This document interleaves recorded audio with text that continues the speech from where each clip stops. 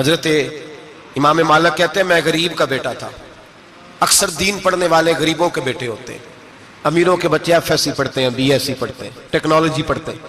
غریبوں کے بچے دین پڑھتے ہیں اور پھر امیروں کو ممبریاں ملتی ہیں. غریبوں کے بچوں کو اللہ ممبر عطا فرماتا ہے, مصلی رسول اللہ دیتا ہے. حضرت سیدنا امام ابو مالک فرماتے ہیں میں غریب کا بیٹا تھا اور میری 6-7 بہنیں, میں اکیلا بھائی تھا. آپ فرماتے ہیں میرے ابا جی فوت ہو گئے.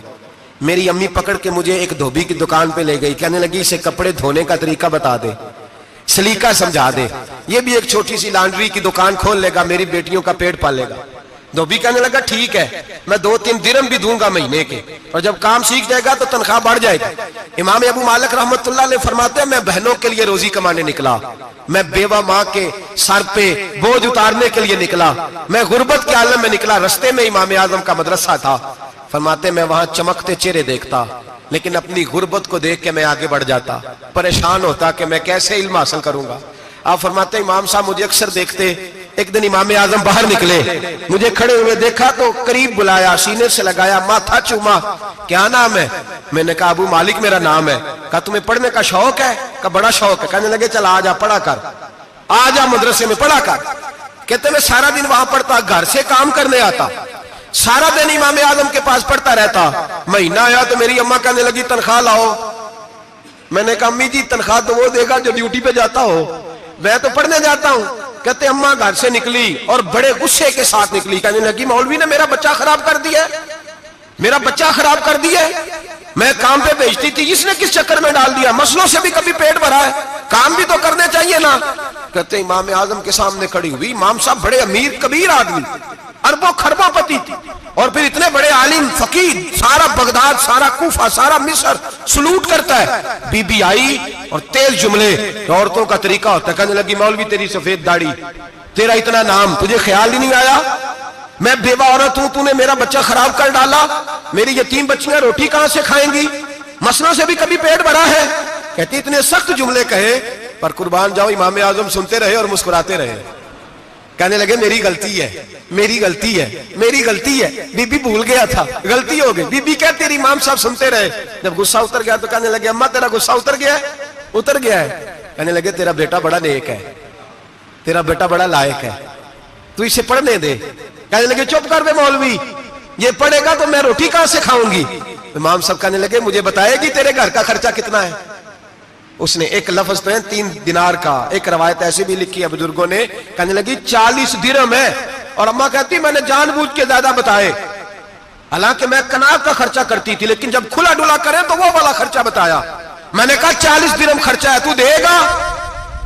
تو کہتے امام اعظم کہنے لگے اماں تجھے لینے نہیں آنا پڑے گا, پہلی سے پہلے تیرے گھر میں پہنچ جایا کریں گے, یکم سے پہلے آئیں گے. او بھائیو کہاں استاد ملتے ہیں, کہاں استاد ملتے ہیں, کہاں وہ لوگ ملتے ہیں جو دعائیں مانگتے, التجائے کرتے, پیار کرتے. گزر گیا وہ دور, اب تو سوٹ لینے کا دور ہے, مٹھائیاں لینے کا دور ہے, ہاتھ ڈلوانے کا دور آیا ہے. اب کون پوچھتا ہے, اب تو پوچھتے ہیں تو میرے لیے کیا لایا ہے. حضرت سیدنا امام اعظم ابو حنیفہ رحمت اللہ علیہ 1 دن نہیں, 2 دن نہیں, 4 دن نہیں, 5 مہینے نہیں, 20 سال تک, کہنا آسان, بولنا آسان, سننا آسان, 20 سال تک امام ابو مالک کے گھر میں خرچہ دیتے رہے, وہ پڑھتے رہے. اماں کہنے لگی تو میرے بیٹے کو لگا تو لیا ہے, تو پڑھ کے بنے گا کیا. حضرت امام اعظم فرمانے لگے بادشاہوں کے تخت پر بیٹھ کر بادشاہوں کے ساتھ کھانے کھایا کرے گا, ان کے ساتھ بیٹھ کے حلوہ کھائے گا, وقت آئے گا تو دیکھے گی. کہتے ہیں میرے امام انتقال کر گئے, وقت بیت گیا. ہارون رشید نے مجھے بلایا بغداد میں اور کہا میں آپ کو چیف جسٹس بنانے لگا ہوں. کہتے ہیں میں خوشی سے سجدے کرنے لگا, میں چیف جسٹس بنا. میں نے اپنی اماں کو خط لکھا کہ اماں بغداد آ جا, تیرے بیٹے کو اللہ نے بڑی شان عطا کر دی ہے. فرماتے ہیں ہارون رشید کی بیوی بڑی اولیاء کی, علماء کی بڑی فرما بردار تھی, محبت کرنے والی تھی. اس نے حلوہ بنا کے بھیجا, کھانا بنا کے بھیجا. ہارون رشید تخت پہ بیٹھ کے کھانے لگا تو کہنے لگا امام صاحب آپ بھی یہیں آ جائیں میرے ساتھ. کہتے ایک کونے میں وہ بیٹھ گیا, ایک میں بیٹھ گیا, بیچ میں کھانا رکھ لیا. اتنی دیر میں میری اماں بھی پہنچ گئی. 2 لقمے کھائے تھے کہ اماں آ گئی. جب اماں نے مجھے تخت پہ بیٹھے دیکھا, ایک یتیم, ایک لاوارث, ایک بن باپ کا بچہ, وہ کل تک جو بہنوں کے لیے 4 دینار نہیں لا سکتا تھا, تخت پہ بیٹھ کے جب روٹی کھاتے دیکھا تو اماں تڑپ گئی, روئی, چیخیں ماری. میں نے کہا اماں کیا ہوا؟ کہنے لگی بیٹا مجھے تیرا استاد یاد آ گیا ہے، اس نے کئی سال پہلے کہا تھا اسے دین کا علم پڑھنے دے، اسے فقیہ بننے دے، یہ بہت آگے جائے گا۔ دیکھ آج اللہ نے تجھے کتنی شان عطا کی ہے۔ کہا بیٹا یہ کمال تیرا نہیں، یہ امام اعظم ابو حنیفہ کا کمال ہے، یہ ان کا کمال ہے جنہوں نے تمہیں یہاں تک پہنچایا۔ میرے بھائی اپنی پوری زندگی حضرت امام اعظم ابو حنیفہ نے، آج تو اساتذہ کرام، اساتذہ مجھ سے ایک ٹیچر کہنے لگے حضرت جی دل نہیں لگتا، بے سکونی سی ہے، کچھ بتلائیں۔ تو میں نے کہا کلاس میں کوئی یتیم بچہ ڈھونڈ لیں، کوئی لاوارث بچہ ڈھونڈیں، اس کی وردی اپنے ذمہ لے لیں، کتابیں اپنے ذمہ لے لیں، اس کا خرچہ اپنے ذمہ لے لیں، روز جیب میں ٹافیاں ڈال کے جایا کرے کہ غریب کو دینی ہے۔ پر میں 2 مہینے یہ والا وظیفہ بھی پڑھ کے دیکھے، اللہ آپ کو سکون عطا کرے گا۔ یہ بھی کہنے لگے بڑی ٹھنڈک ہوئی ہے، بڑا سکون ملا ہے، بڑی تابعداری۔ میں نے کہا آپ لفظوں سے سکون چاہتے ہیں، وہ لوگ خدمت کر کے سکون لیتے۔ کوفے کا ایک امیر آدمی تھا، پھر غریب ہو گیا۔ غریب، غربت بڑی پریشانی ہے، بڑی پریشانی، بڑی آزمائش۔ غریب بیوقوف اس لیے ہوتا ہے کہ اس کی جیب میں پیسے نہیں ہوتے۔ غریب مجبور اس لیے ہوتا ہے کہ اس کے پاس ہوتا کچھ نہیں نا، تو ساری آزمائشیں کٹھی آ جاتی۔ غریب آدمی تھا، محنت مزدوری کرتا لیکن پوری نہ ہوتی۔ وہ کہتا ایک دن گلی میں ککڑی بیچنے والا آیا، تو میری ایک بیٹی تھی چھوٹی سی، باقی بچے بڑے تھے، چھوٹی ضد کرنے لگی، کہنے لگی ککڑی کھانی ہے، ککڑی۔ کہتے میں پریشان ہو گیا، دل ٹوٹ گیا، بیٹی نے سوال کیا ہے۔ فرماتے میں نے سوچا کس کے پاس جاؤں، کسی اور کے پاس مجھے سمجھ نہ آیا، میں سیدھا امام اعظم کے پاس چلا گیا۔ یہ شخص ہے جو مجھے دے گا بھی اور میرا پردہ بھی رکھے گا، مجھے دے گا بھی اور میرا، بولیے، میرا یہ پردہ بھی رکھے گا، یہ رسوا نہیں کرے گا، یہ فوٹو نہیں کھچائے گا، یہ فوٹو کھچا کے پہلے دن فیس بک پہ نہیں لگائے گا کہ میں غریبوں میں تھیلے بانٹ رہا ہوں، یہ اسی وقت اخبار والوں کو نہیں بلائے گا ایک تھیلا اور 6 اخباروں میں تصویریں، یہ اس طرح نہیں خیرات دے گا۔ حضرت امام اعظم کے پاس گیا تو فرماتے رش بہت زیادہ تھا، میں امام صاحب سے بات ہی نہ کر سکا، واپس آ گیا۔ امام صاحب نے بندہ بھیجا، فرمایا پتہ کر یہ بندہ کسی ضرورت کے لیے آیا تھا، رش کی وجہ سے بات نہیں کر پایا۔ کہتے واپس میرے پیچھے بندہ بھیجا، وہ میرے گھر تک آیا، گھر آ کے اس کو حالات کا پتہ چل گیا، واپس گیا۔ کہتے ہیں 3 تھیلیاں اشرفیوں کی بھر کے امام اعظم لائے اور خود آئے اور رات کے اندھیرے میں آئے اور مجھے تھیلیاں دے کے نا تو میرے آگے ہاتھ باندھ دیے۔ میں نے کہا حضور ہاتھ کیوں باندھتے ہیں؟ آپ فرمانے لگے یار دکھ اس بات کا ہے کہ تو میرا پڑوسی تھا اور تیری غربت کا مجھے پتہ ہی نہیں چلا، تو میرے علاقے کا تھا اور میں نے سوچا ہی نہیں، میرا اپنا تھا مجھے خیال ہی نہیں آیا۔ فرمایا معاف کر دے، میری شکایت نہ کرنا کہ یہ میری طرف توجہ نہیں کرتا تھا۔ علم بھی تھا، عمل کا نور بھی تھا، تقوی کا حسن بھی تھا، غریب کی مدد کا جذبہ بھی تھا۔ آج لوگوں پر مال کا فتنہ سوار ہوتا ہے، سب پر نہیں لیکن زیادہ لوگوں پر۔ جیسے جیسے مال آتا جاتا ہے ویسے ویسے عقل بھی آتی جاتی ہے، ویسے ویسے سیانے بھی ہوتے جاتے ہیں۔ کہتے ہیں وہ بھی کمائے وہ بھی کرے، میں تو ٹیکنیکلی بڑا ہوں، میں عقل مندی، میں بڑی نہ بہن کی فکر رہتی ہے، نہ بھانجوں کی فکر رہتی ہے، نہ رشتہ دار کی فکر رہتی ہے، نہ دائیں بائیں کچھ دیکھتے ہیں۔ لوگ جیسے جیسے پاورفل ہوتے جاتے ہیں، ہٹتے جاتے ہیں، کٹتے جاتے ہیں، امیروں سے یرانے لگتے جاتے ہیں، آگے کی طرف دیکھتے جاتے ہیں۔ امام اعظم ابو حنیفہ رحمۃ اللہ علیہ نے ساری زندگی پیار کیا، محبت بانٹی، علم، فقاہت، تقوی، روشنی۔ آج لوگوں کو علم ہوتا ہے پر علم کا نور نہیں ہوتا، ہمیں بہت ساری باتوں کا پتہ ہوتا ہے پر وہ باتیں ہمارے لفظوں میں ہوتی ہیں، ہم اس کے حسن سے آگاہ۔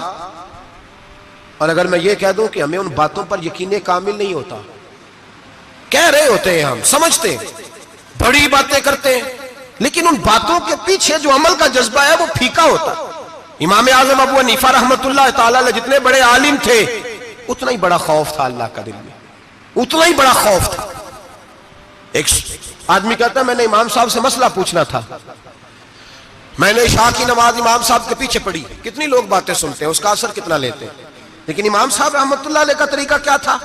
کہتے میں نے امام صاحب کے ساتھ نماز پڑھی مسجد میں، تو قاری صاحب نے قرآن پڑھا، اذا زلزلت الارض زلزالها واخرجت الارض اثقالها، فرماتے ہیں آخری 2 آیتیں پڑھی، فمن يعمل مثقال ذرة خيرا يره ومن يعمل مثقال ذرة شرا يره۔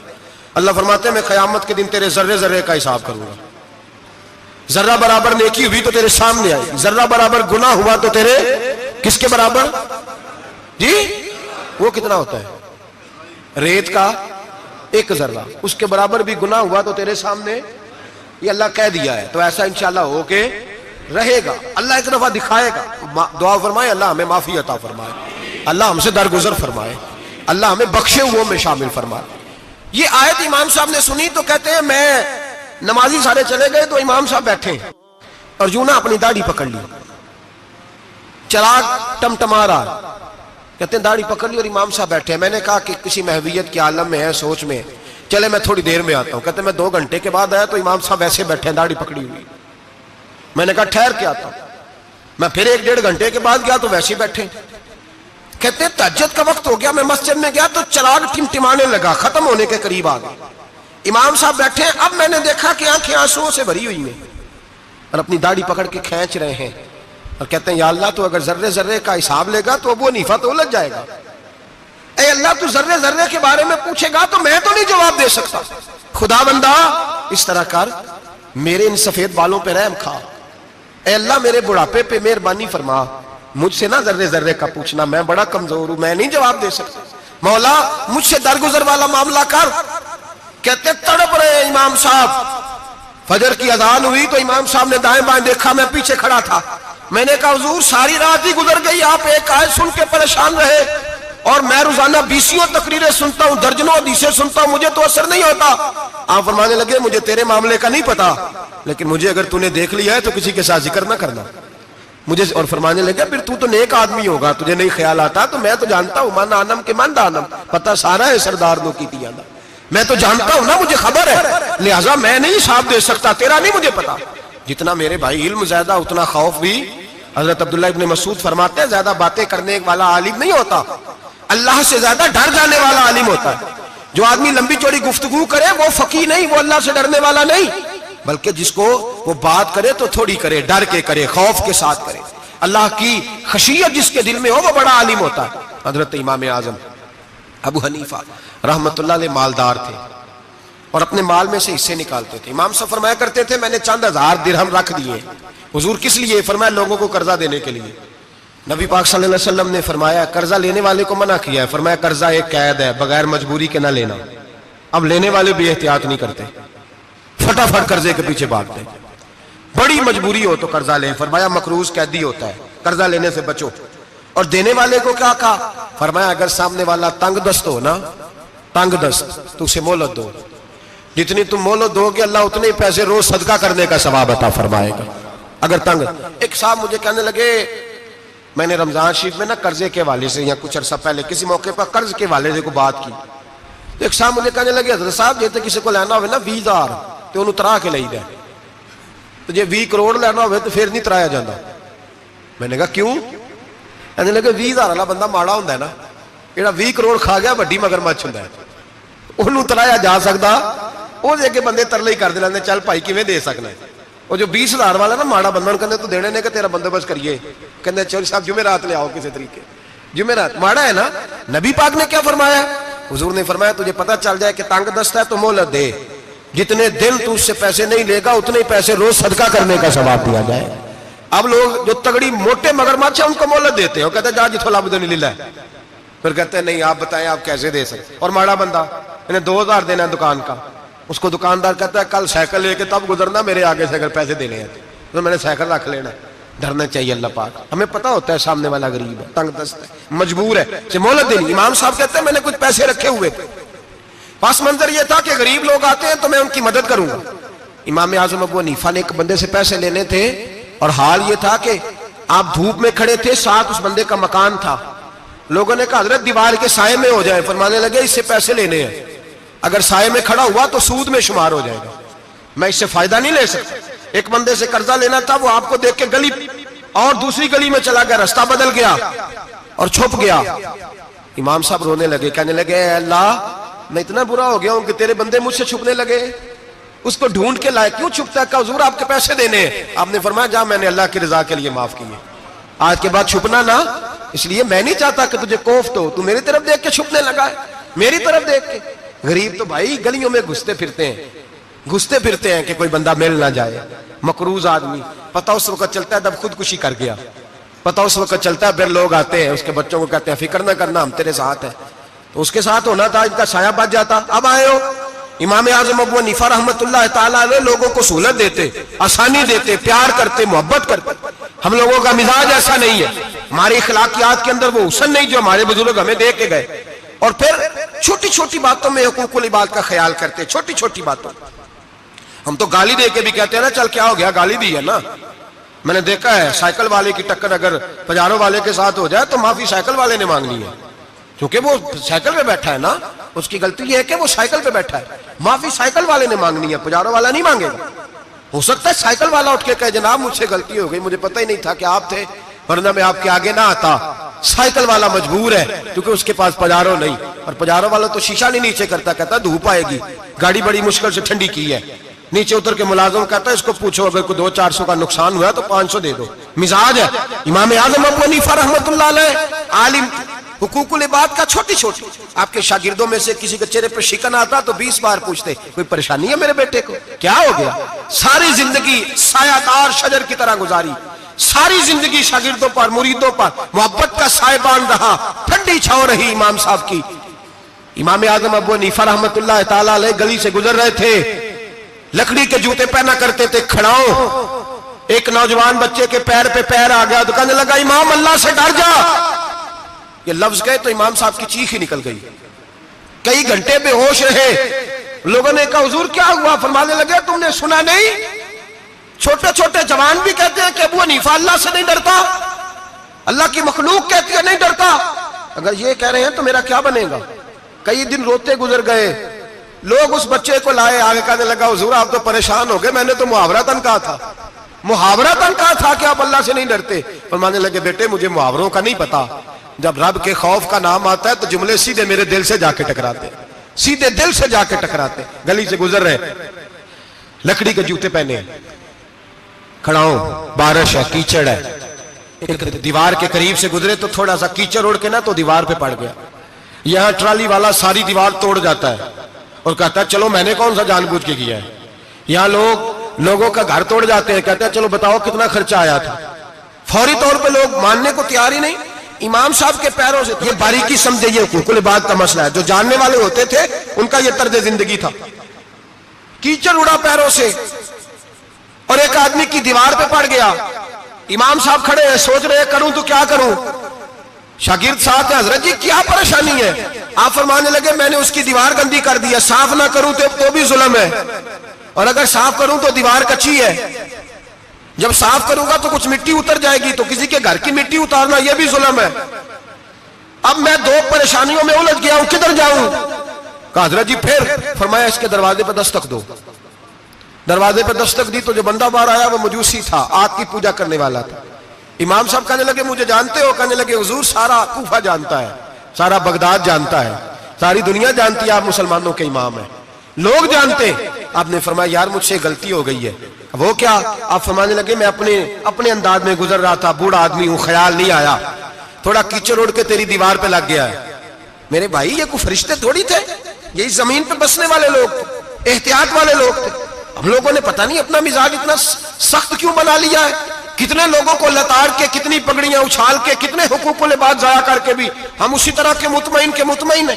کہاں سے تسلی لاتے ہیں ہم, کہاں سے اپنے آپ کو ٹھنڈک دیتے ہیں, کیسے اپنے آپ کو ہم سکون دے لیتے ہیں کسی کو تکلیف دے کے. کس طرح سکون کی نیند آتی ہے جب کوئی پریشان ہوتا, کیوں ہمارا دل پتھر ہو گیا. اعلیٰ حضرت فرمایا کرتے تھے جا کسی سے جا کے علاج کرا, تیرے سینے میں جو دل دھڑک رہا ہے وہ سخت ہو گیا, جا کسی سے جا کے اس کی دوائی کھا, مجھے خیال ہی نہیں آتا تڑپتے لوگوں کو دیکھ کر, جا کے علاج کرا, اگر ایسے ہی مر گیا تو حالات تیرے حق میں اچھے نہیں ہوں گے. حضرت امام صاحب تڑپ رہے ہیں اور اس شخص کے سامنے آہوزاری کر رہے ہیں جو مجوسی بھی ہے, غریب بھی ہے, کچے گھر میں رہتا ہے. فرمایا یار بتاؤ کیا کروں.